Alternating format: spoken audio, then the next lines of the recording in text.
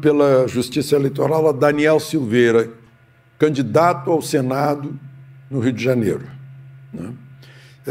Ele foi indultado. O presidente da República, de acordo com a Constituição, o perdoou, né? Porque foi um exagero do Supremo condená-lo.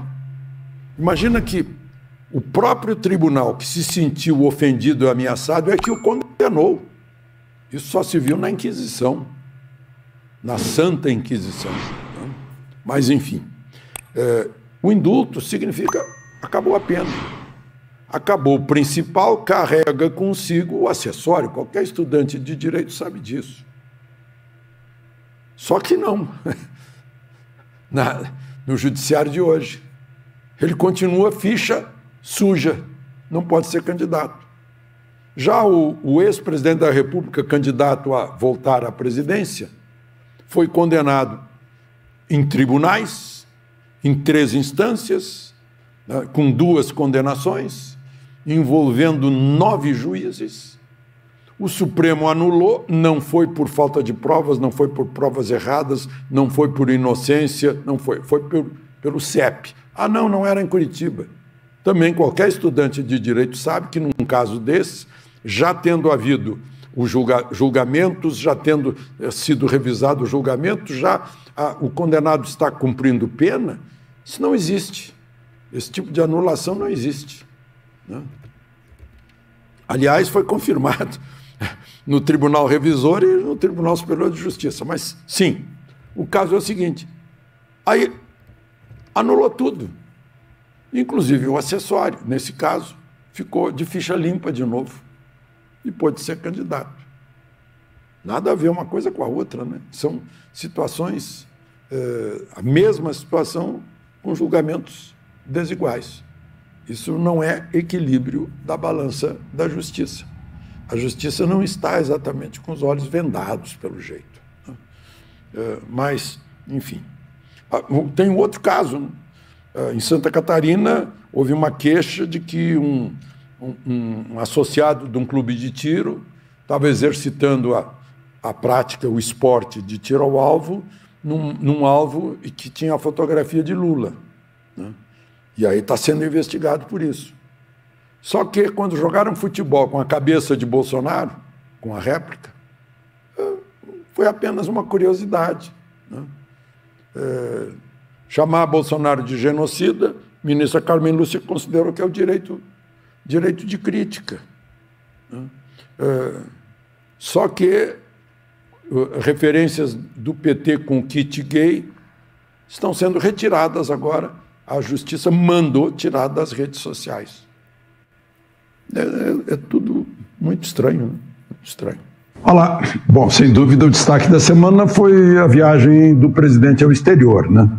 Ele foi a Londres primeiro, para os funerais da rainha.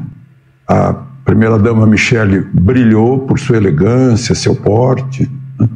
E o presidente foi saudado por brasileiros assim que saíram para as ruas, em toda parte onde ele ia, como se tivessem aparecido lá os Beatles, né?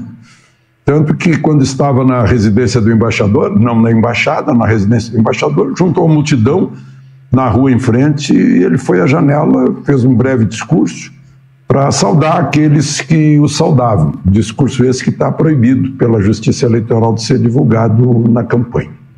Bom, depois ele foi a Nova York, onde quer que fosse, não, atraindo multidões, fez o discurso inaugural da Assembleia Geral da ONU, né?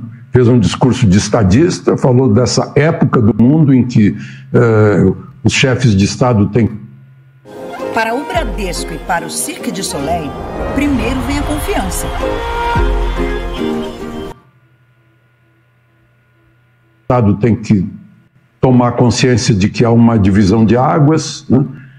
Pediu um cessar-fogo entre Ucrânia e Rússia, lembrou que a Europa está se prejudicando com as sanções contra a Rússia, disse que o Brasil, como grande produtor do agro, né? E até lembrou do nosso nome para Prêmio Nobel da Paz, Alisson Paulinelli, como grande produtor de alimentos e produtor tremendo potencial também de energia limpa, está disposto a ajudar a Europa na falta de a crítica, a parte crítica da Europa, né? O custo de energia subiu 1.300%. Né? A Europa não tem terras como tem o Brasil. E o Brasil está com uma inflação menor que a inflação da zona do euro, uma inflação menor que dos Estados Unidos, né? Nunca houve isso. Ele mostrou tudo isso e disse que o Brasil está disposto a participar. Né? Abriu as portas para religiosos da Nicarágua, que estão sendo perseguidos pela ditadura Ortega, lembrou da Operação Acolhida em relação aos venezuelanos, nossas missões de paz, toda essa grande experiência em missão de paz no mundo inteiro, que nos dá a credencial para ser membro permanente do Conselho de Segurança da ONU, esperando uma reforma na ONU. Né? Lembrou também que a gente está aí em vias de entrar na elite da economia mundial, que é a OCDE. Enfim, disse que o seu governo defende as liberdades, defende o direito ao protesto, é contra a ideologia de gênero, defende a vida desde a concepção. Lembrou que, ao falar de defesa de vida, que os homicídios despencaram aqui no Brasil, né? Enfim, ao final lembrou das gigantescas multidões que saíram às ruas num ato de patriotismo festejando o bicentenário da nossa independência. Para terminar, Alexandre, está chegando o dia da eleição. Você já viu uma campanha assim? Bom, vou contar uma coisa. Eu votei para presidente da República em 1961, votei no Jânio Quadros. Depois, as eleições para presidente foram dentro do Congresso Nacional. Aí voltou a eleição direta em 89. E aí sim houve uma eleição, uma campanha polarizada como agora. Collor e Lula. Direita versus esquerda. Né?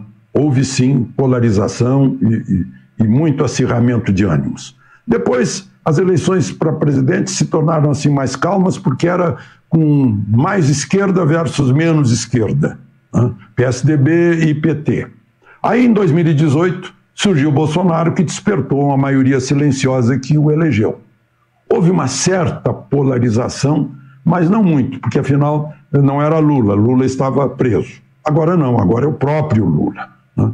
Então, há sim, nessa campanha, uma polarização muito grande, embora aplacada pelo fato de Lula não se expor nas ruas. Né? Mas há sim polarização